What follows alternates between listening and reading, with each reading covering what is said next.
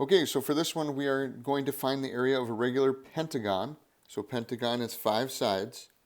This is my N with an 8 centimeter apothem, so 8 is equal to A, and 11.6 centimeter sides, so that's 11.6 is equal to S. Well, the area of a regular polygon is equal to 1/2 times the apothem times the number of sides times the side length. So I just have to plug in those pieces. My apothem was 8, number of sides is 5, side length 11.6. Go ahead and just plug this in on your calculator.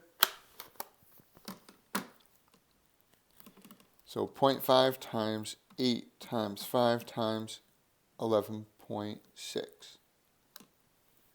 I end up getting 232. And you have to be careful because we need units, so it needs to be centimeters squared.